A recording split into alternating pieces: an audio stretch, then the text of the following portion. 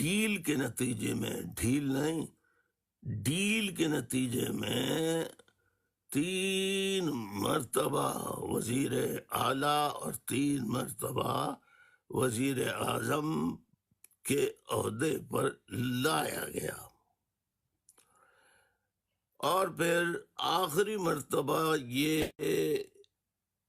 قوم کو انہوں نے بتایا کہ ان کے خون میں پلیٹلیٹس کی کمی ہو گئی ہے اور ان کا علاج پاکستان میں نہیں باہر ہی ممکن ہے۔ اس وقت نواز شریف صاحب کی طبیعت جب خراب ہوئی، اس وقت یہ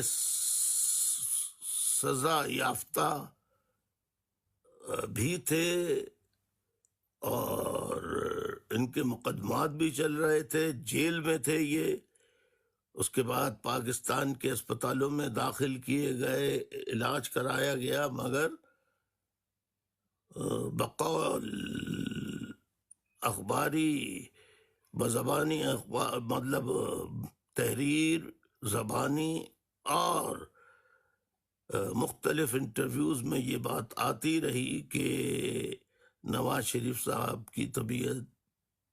بہت نازک ہو گئی ہے اور ان کا فوری طور پہ باہر علاج کرانا ضروری ہے۔ اب جیلوں میں مقید سزا یافتہ ہوں یا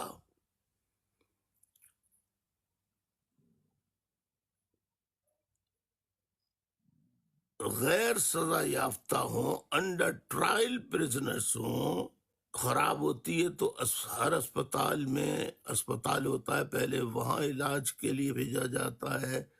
پھر اس کے بعد جو ہے اگر وہ ریکمنڈ کرے وہاں کا عملہ تو پھر باہر مطلب جیل سے باہر جو اسپتال ہوتے ہیں جہاں مریض کی خواہش ہوتی ہے کہ فلاں جگہ مجھے لے جایا جائے اسپتال، تو اس طرح یہ مختلف پرائیویٹ ہاسپٹلز کے اندر موجود رہے، ان کو جیل سے نکال کر اسپتال میں منتقل کیا اور اسپتال سے یہ طبیعت کی ناسازی اور اس وقت کی حکومت کی جانب سے اجازت دی گئی تو یہ باہر چلے گئے علاج کے لیے۔ اب علاج کے لیے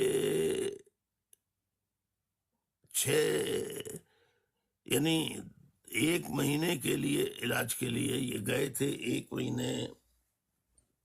کے لیے 4 ہفتوں کے لیے، اور وہاں پر پھر ان کا دورانیہ علاج بڑھتا رہا،